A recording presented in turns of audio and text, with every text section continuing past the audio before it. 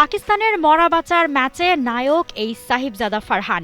যেই ম্যাচ হারলেই টি-20 বিশ্বকাপ শেষ হয়ে যেত পাকিস্তানের, সেই ম্যাচে ব্যাট হাতে যোদ্ধারূপে আবির্ভাব তার। নামিবিয়ার বিপক্ষে পাকিস্তানের গ্রুপ পর্বের শেষ ম্যাচে খেলেছেন ৫৮ বল, যেখানে ৫৭ বলে পূরণ করেন সেঞ্চুরি। ফারহানের সেঞ্চুরির এই ইনিংসে ছিল ১১টি ৪ আর ৪টি ছক্কা। তার এই সেঞ্চুরি পাকিস্তানের জয়ের ঢাল ছিল, যার বদৌলতে ১৯৯ রান করে ১০২ রানের বিশাল জয় নিয়ে সুপার ৮-এ যায় পাকিস্তান। সাহিবজাদার এই সেঞ্চুরিতে ছিল রেকর্ডও। টি-20 বিশ্বকাপে পাকিস্তানের এটি দ্রুততম century.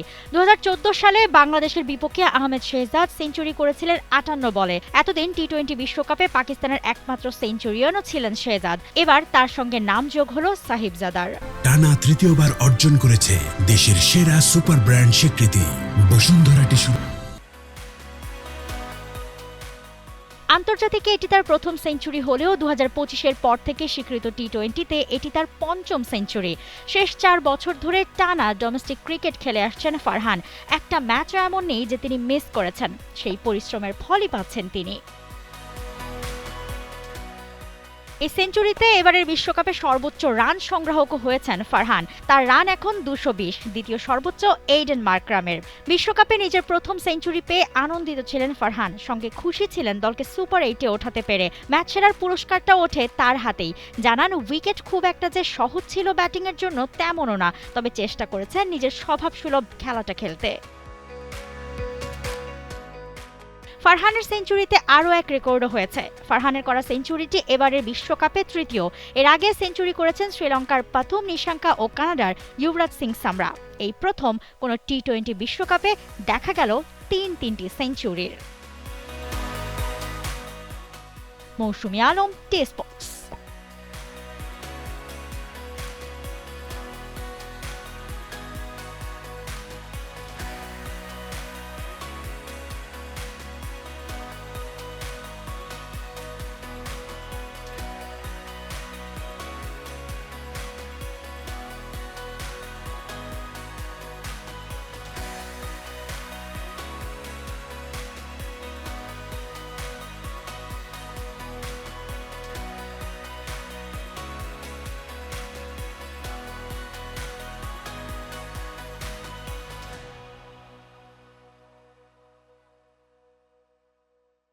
For more updates, subscribe to our YouTube channel and click on the bell icon.